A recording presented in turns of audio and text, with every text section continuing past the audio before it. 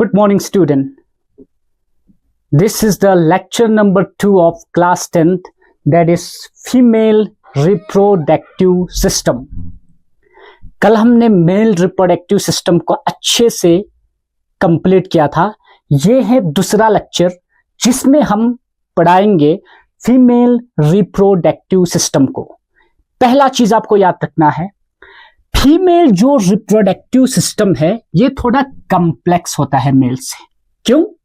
Because पहला reason, इसका complexity का पहला रीजन ये है क्योंकि फीमेल रिप्रोडक्टिव सिस्टम स्पर्म को कैरी करेगा, स्पर्म को एक्सेप्ट करेगा. बिकॉज पेनिस से स्पर्म कहां आएगा भाई? फीमेल रिप्रोडक्टिव सिस्टम में. तो फीमेल रिप्रोडक्टिव सिस्टम एक्सेप्ट करता है स्पर्म को. पहला पॉइंट. दूसरा पॉइंट, अब स्पर्म को यहां से फीमेल रिप्रोडक्टिव सिस्टम से मूव करके कहां तक जाना है? एग तक जाना है. तो वो सारा काम स्पर्म का मूवमेंट टुवर्ड द एग, उन सबको सपोर्ट करते हैं आपका फीमेल रिप्रोडक्टिव सिस्टम. ये दूसरा पॉइंट है. और तीसरा पॉइंट ये है, स्पर्म और ओवम जब फ्यूज हो जाएंगे, जब स्पर्म और ओवम फ्यूज हो जाएंगे, उस प्रोसेस को हम कहते हैं फर्टिलाइजेशन. वो फर्टिलाइजेशन का प्रोसेस भी कहां होगा? फीमेल रिप्रोडक्टिव सिस्टम में.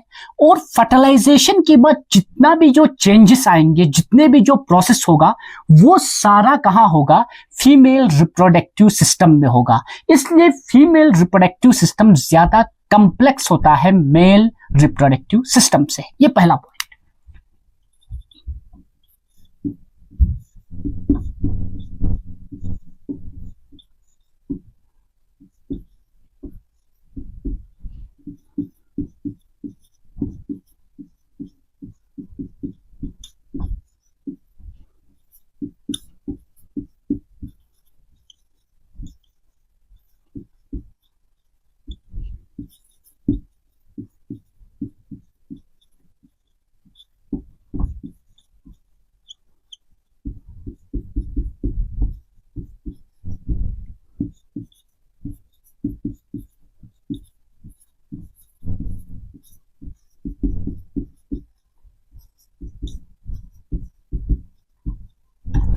ये क्वेश्चन है, फीमेल रिप्रोडक्टिव सिस्टम ज्यादा कॉम्प्लेक्स क्यों होता है? पहला पॉइंट ये है, because it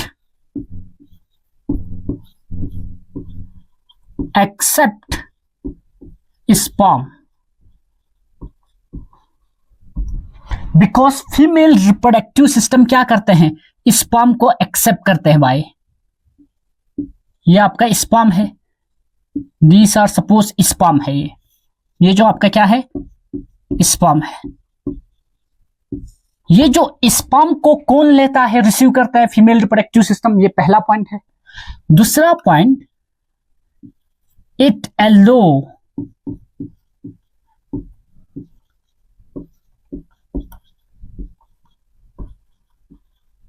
movement of sperm up to egg. अब ये स्पर्म क्या करेगा? मूव करेगा भाई. कहां मूव करेगा? Toward the egg. सपोज यहां पे आपका एग है, ये एग की तरह मूवमेंट करेगा स्पर्म. उस मूवमेंट को भी सपोर्ट कौन करता है? Female reproductive system. तीसरा, fertilisation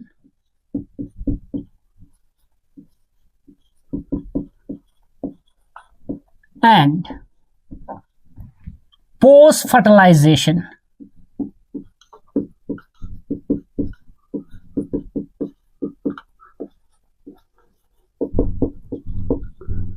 occur in female reproductive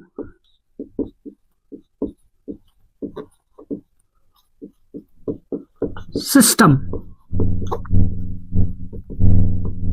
ये चीज आपको याद रखना है. ये 3 पॉइंट बहुत इंपॉर्टेंट है. अब फर्टिलाइजेशन क्या होगा?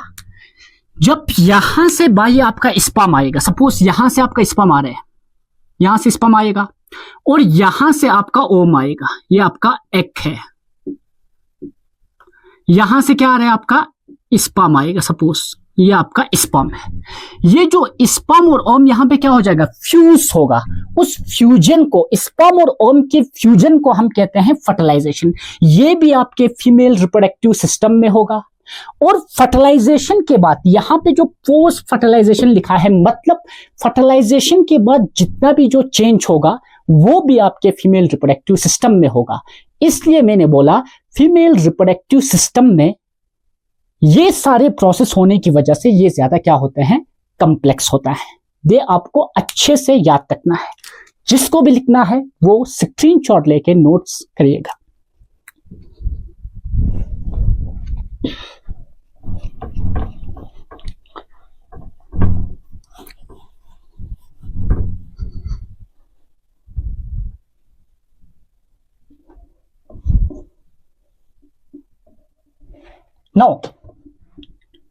नाउ यहां पे एक इंपॉर्टेंट बात है। क्या है ये? यहां पे एक इंपॉर्टेंट चीज ये है कि फीमेल रिप्रोडक्टिव सिस्टम में क्या क्या ऑर्गन होते हैं, ये बहुत इंपॉर्टेंट है। तो पहला चीज, फीमेल रिप्रोडक्टिव सिस्टम में पहला जो इंपॉर्टेंट ऑर्गन होते हैं वो है आपका ओवेरी। क्या होते हैं भाई? Ovary. This is the most important organ of female reproductive system, जिसको हम कहते हैं ओवरी। अब ओवरी के अलावा, ओवरी के बाद जो दूसरा ऑर्गन होता है, this is a long tube. जो फीमेल रिप्रोडक्टिव सिस्टम में ओवरी के बाद जो आपका एक लॉन्ग ट्यूब है, मस्कुलर ट्यूब, जिसको हम कहते हैं भाई आपका फैलोपियन ट्यूब कहते हैं। क्या कहते हैं? Fallopian tube. Fallopian tube. और फैलोपियन ट्यूब को हम और एक नाम से भी जानते हैं भाई, जिसको हम कहते हैं ओविडक्ट भी कहते हैं। तो आपको दो चीज समझ आया कि फीमेल रिप्रोडक्टिव सिस्टम में क्या क्या ऑर्गन होता है। पहला होता है आपका ओवरी, दूसरा होता है आपका फैलोपियन ट्यूब और oviduct. And the third organ, this whole organ, ये जो ऑर्गन है फीमेल रिप्रोडक्टिव सिस्टम में, इस ऑर्गन को हम क्या कहते हैं भाई? आपका यूटेरस कहते हैं। क्या कहते हैं? यूटेरस कहते हैं। ये चीज आपको याद रखना है। The third organ of female reproductive system is called it is uterus. और यूटेरस को और एक नाम से भी जाना जाता है, वो है आपका वुम्ब। इसको क्या भी कहते हैं? वुम्ब भी कहते हैं। And the last part of female reproductive system is called it is, इसको हम कहते हैं भाई आपका वजाइना कहते हैं। क्या कहते हैं? वजाइना कहते हैं। तो यहां से एक चीज आपको क्लियर हुआ कि female reproductive system consist of 4 organ.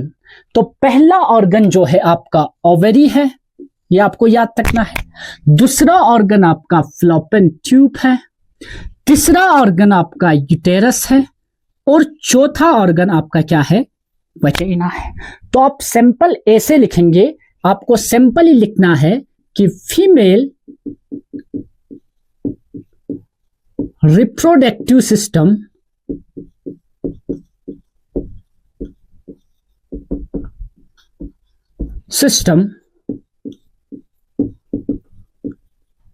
Consist of 4 organ. पहला क्या है भाई? पहला है आपका ओवेरी। क्या है? ओवेरी है। दूसरा आपका क्या है? ओवरी के बाद आपका फैलोपियन ट्यूब।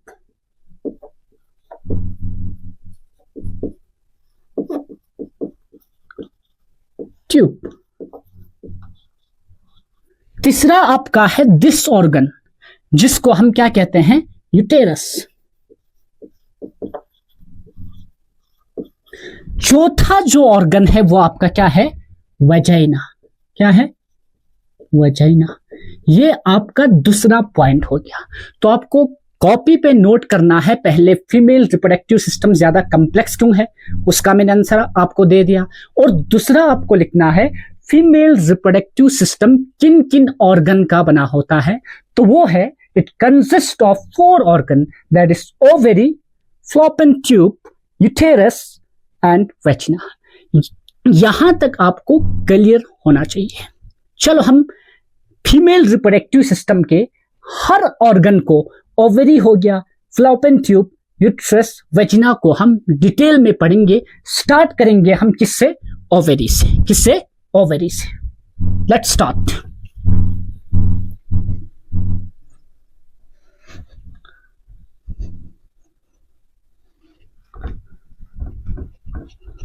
स्टार्ट करेंगे हम ओवरी से। ये आपका क्या है? ओवरी। ये आपका क्या है? ओवरी। अब हम ओवरी से डिटेल में पढ़ेंगे। स्टूडेंट, आप यहां पे नोटिस कर पा रहे हैं कि ओवरी जो है वो पैर में होता है। किसमें? पैर में। पैरिट ओवरी, पहला पॉइंट। और ओवरी का जो शेप होता है वो एग जैसा होता है, ओवल शेपिड होता है। तो दूसरा पॉइंट आपको लिखना है, ओवरी जो होता है वो ओवल शेपिड होता है। क्या होता है? ओवल शेपिड।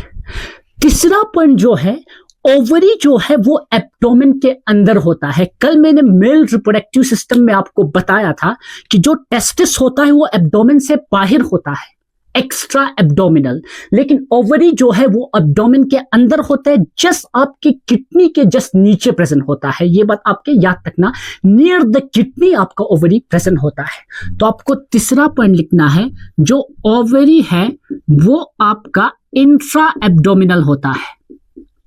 इंट्रा एब्डोमिनल होता है, एब्डोमेन के अंदर होते हैं।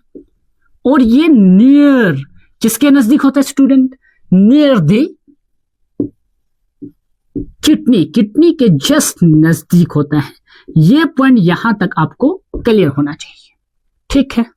अब नाउ ये जो ओवरी है, ये आपका पार्ट जो था, ये आपका क्या था भाई? ये जो पार्ट है आपका, ये था आपका यूटेरस। क्या था? यूटेरस। पहले ही बता चुका हूं, ये पार्ट जो है यूटेरस है।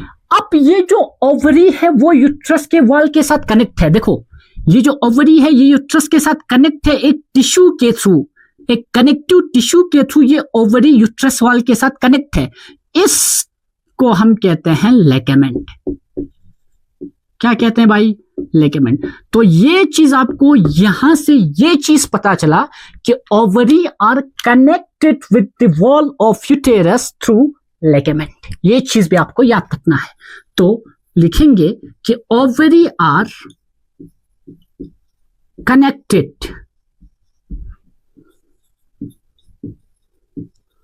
with the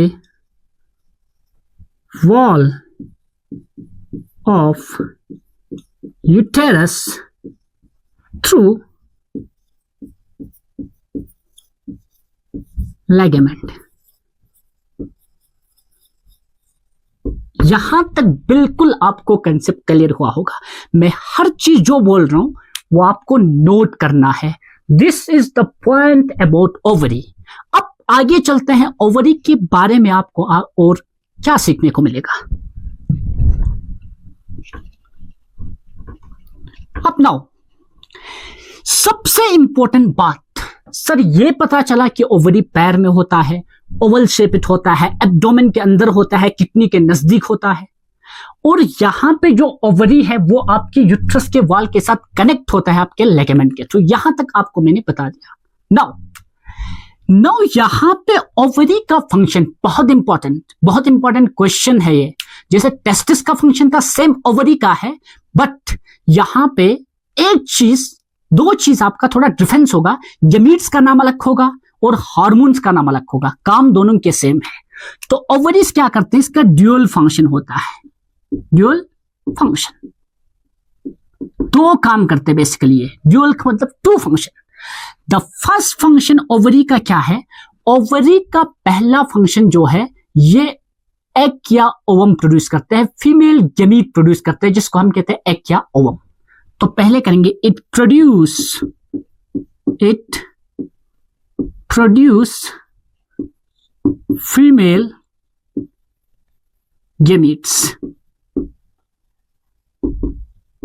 जिसको हम क्या कहते हैं? ओवम। और इसको हम क्या भी कह सकते हैं, एग भी कह सकते हैं। जैसे आपको अगर याद नहीं रहा तो गेमीट्स का नाम याद रखना। टेस्टिस क्या प्रोड्यूस करते हैं, मेल गेमीट जिसका नाम स्पर्म था।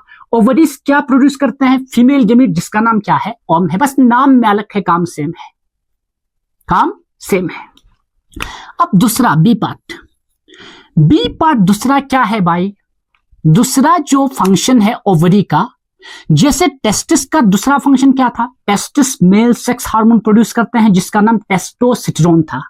तो ओवरी प्रोड्यूस करता है female sex hormone, it produce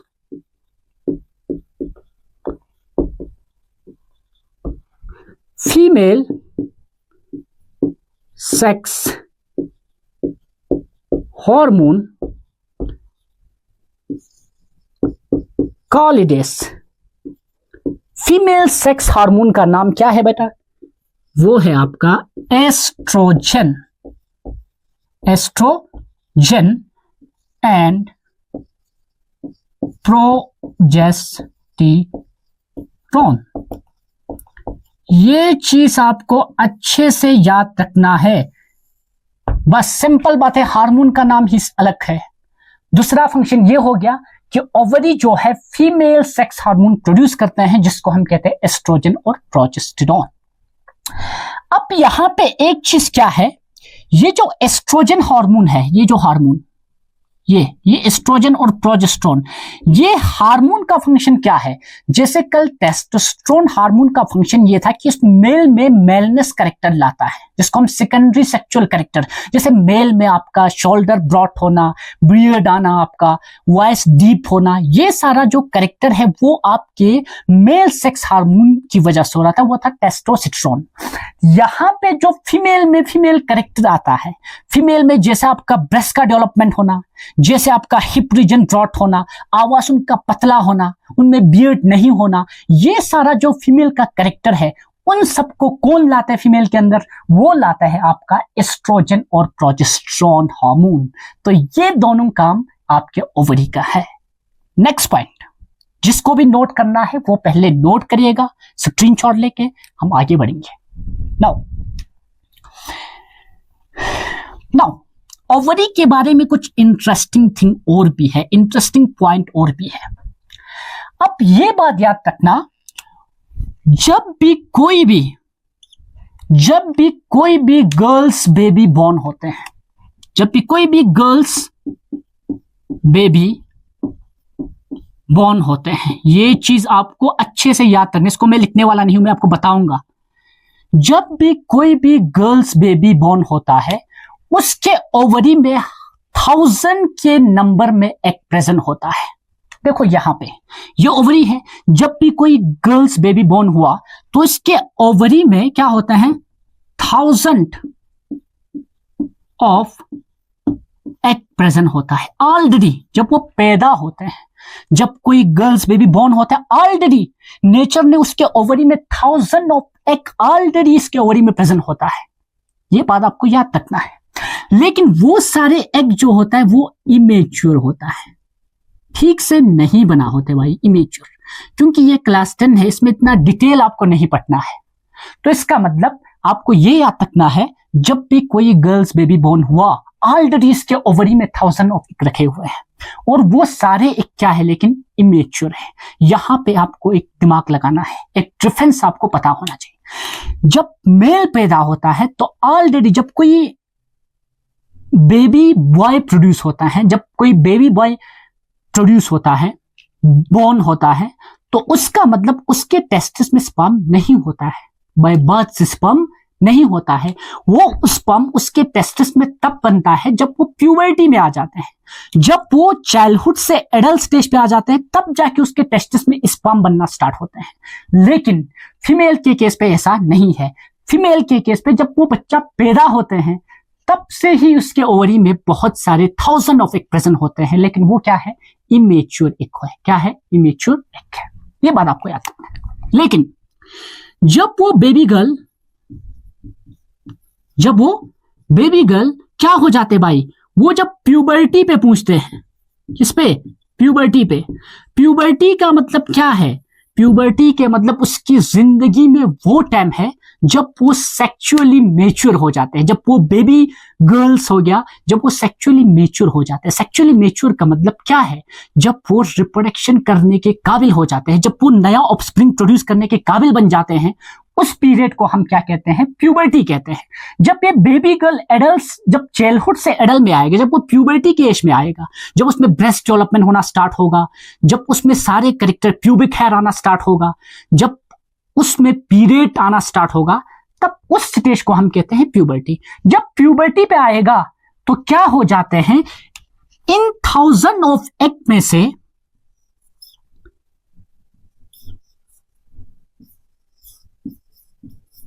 1 और मोर एग मेच्योर हो जाते हैं। जब वो प्यूबर्टी में आ जाते हैं तो उस 1000 ऑफ एग में से एक या एक से ज्यादा एक मेच्योर हो जाते हैं, और हर माह, हर मंथ में, हर महीने में एक एग ओवरी से रिलीज होते हैं। ये बात आपको याद रखना है।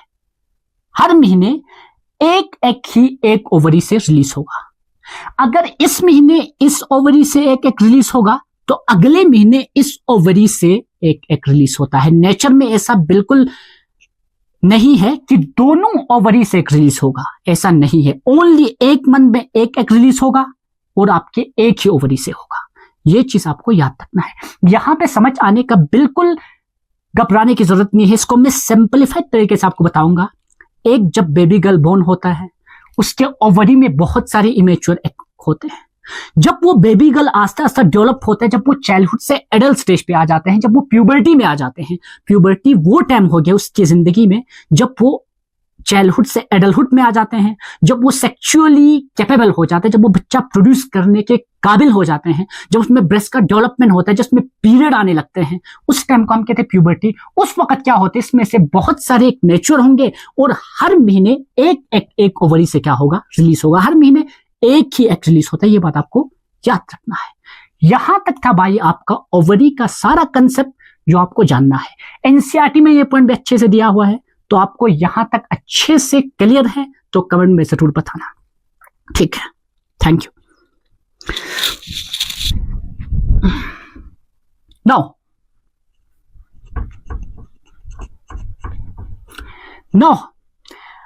हम फीमेल रिप्रोडक्टिव सिस्टम के दूसरे ऑर्गन के बारे में पढ़ेंगे, जिसको कहते हैं भाई आपका फैलोपियन ट्यूब।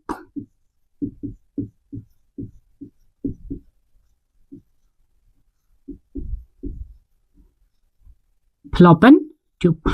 ओवरी के बारे में हमने डिटेल पढ़ लिया। नाउ हम डिस्कस करेंगे फैलोपियन ट्यूब। अब यहां पे एक बहुत इंपॉर्टेंट चीज है। फैलोपियन ट्यूब जो है एक लंबा बाई मस्कुलर ट्यूब है। ये क्या है? Long muscular tube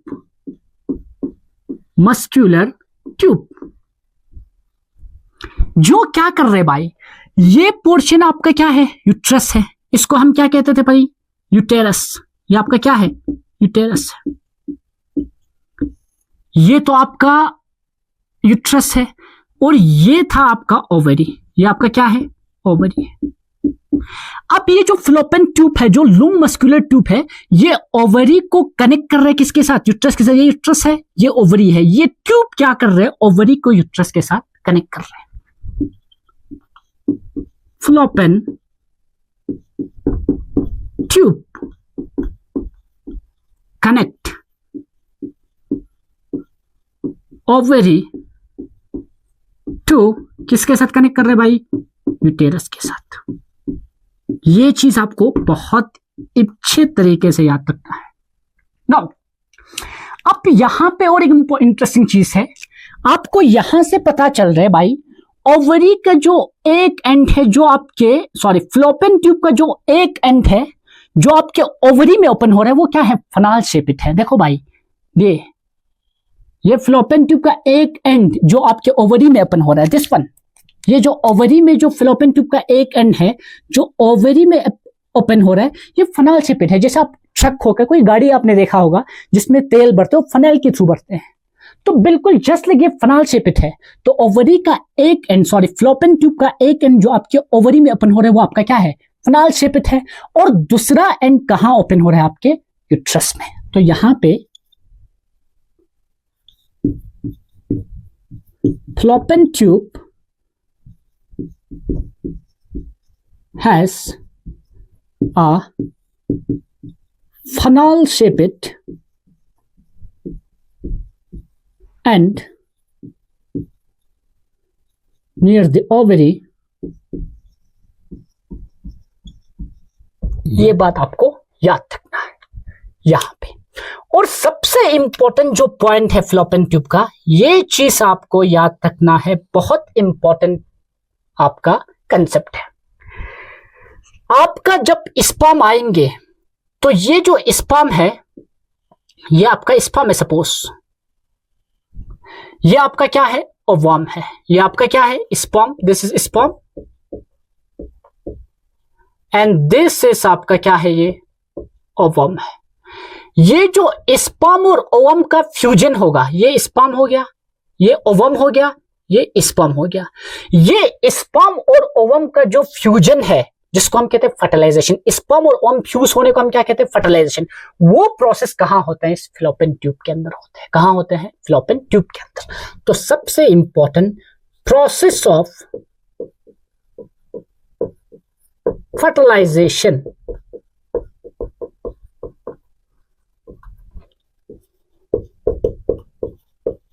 occur in fallopian tube. तो प्रोसेस ऑफ फर्टिलाइजेशन, जो स्पर्म और ओवम का फ्यूज होना, उस प्रोसेस को हम कहते हैं फर्टिलाइजेशन। वो प्रोसेस कहां होता है, फ्लोपियन ट्यूब। ये बहुत इंपॉर्टेंट है। This is the function of fallopian tube. यहां तक फ्लोपियन ट्यूब का सारा कंसेप्ट आपको क्लियर हुआ होगा। नेक्स्ट हम मूव करेंगे to other part, other organ of female reproductive system, that is uterus. जिसको भी नोट करना है वो यहां से स्क्रीनशॉट लेके नोट कर सकते हैं।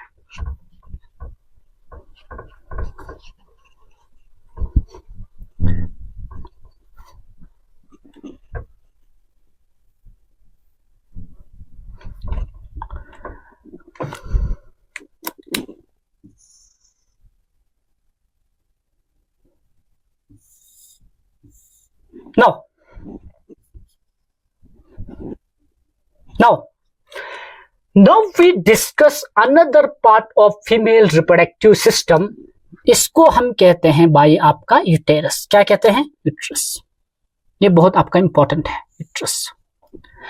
ये जो यूटेरस है, अगर फॉर एग्जांपल भाई, अगर इसको अगर आप ठीक से देखें यूटेरस को, ये यूटेरस आपको क्या है भाई, ये आपका पेयर शेपेड स्ट्रक्चर है। क्या है, पेयर शेपेड स्ट्रक्चर। ये क्या है, पेयर शेपेड स्ट्रक्चर है। देखो कैसे, अगर आप इसको उल्टा देखेंगे, जैसे फॉर एग्जांपल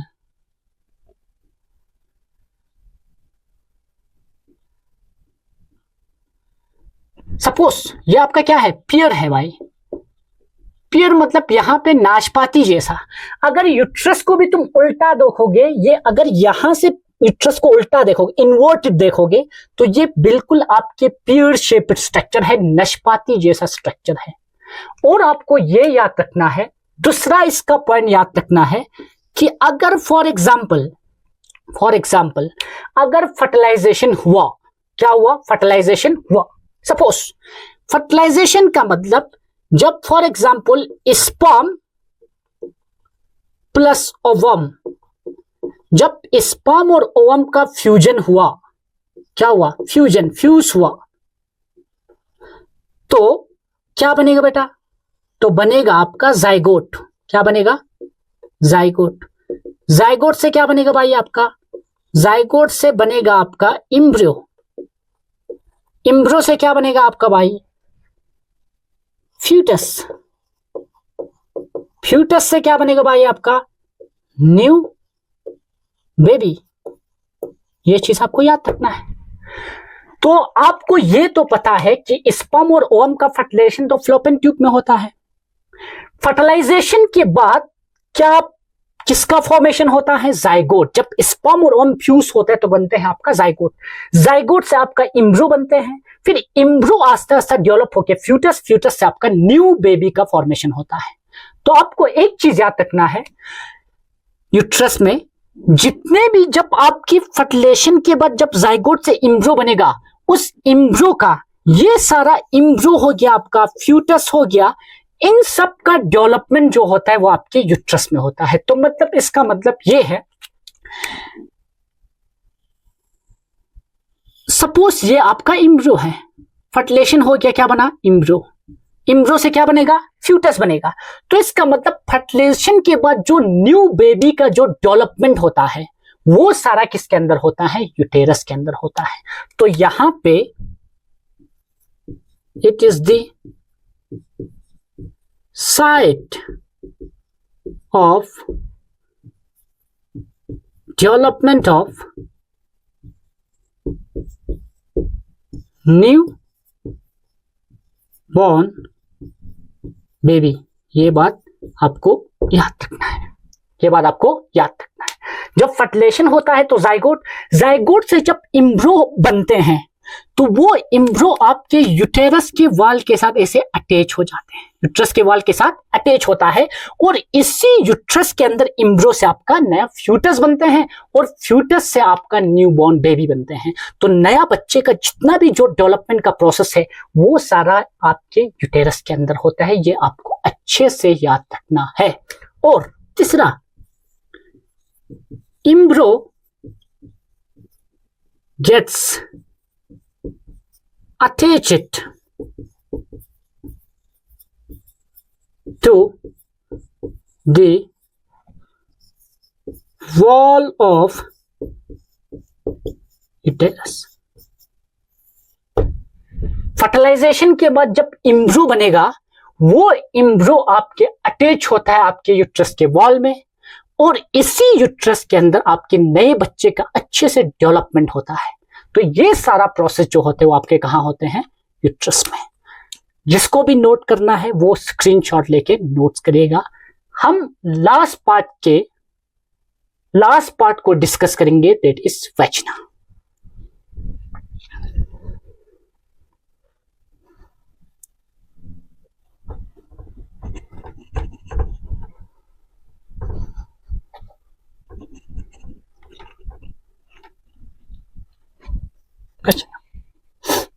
नाउ ये जो लास्ट पार्ट है फीमेल रिप्रोडक्टिव सिस्टम का, वो है आपका वैजिना। क्या है? वैजिना। अब यहां पे एक चीज इंपॉर्टेंट है। अब यहां से देखो, ये आपका यूट्रस है, यूट्रस नीचे एंड पे ये थोड़ा क्या हो रहा है? नेरो हो रहा है, थोड़ा तंग हो रहा है। भाई यहां पे थोड़ा यूट्रस ब्रॉड था, लेकिन नीचे आके यूट्रस थोड़ा क्या हो रहा है? नेरो हो रहा है। और इस नेरो पोर्शन को यूट्रस के हम कहते हैं सर्विक्स। ये चीज आपको याद रखना है, सॉरी, सर्विक्स, ये बात याद रखना। ये तो यूट्रस है पूरा, लेकिन एट द लोअर एंड नीचे जाके यूट्रस थोड़ा नेरो हो जाता है। यहाँ पे थोड़ा वाइट है, ब्रॉड है, लेकिन नीचे जाके ये थोड़ा तंग हो जाते हैं, नेरो हो जाते हैं, और इस नेरो पार्ट को हम कहते हैं सर्विक्स। क्या कहते हैं? सर्विक्स कहते हैं। ये भी आपको याद रखना। नाउ लेट्स हम वेजिना के बारे में डिस्कस करेंगे। सबसे पहली बात, वेजिना जो होता है भाई, ये आपका कॉप्युलेशन कनाल है भाई, कॉप्युलेशन कनाल। और एक चीज भी हम बता सकते हैं, इजैकुलेशन कनाल।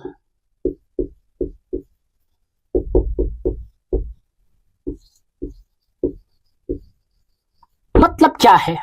मतलब ये है, जब मेल और फीमेल सेक्सुअल एक्ट करते हैं, जब एक मेल और फीमेल का यूनियन होता है, तो कॉपुलेशन का मतलब क्या होता है? Sexual union.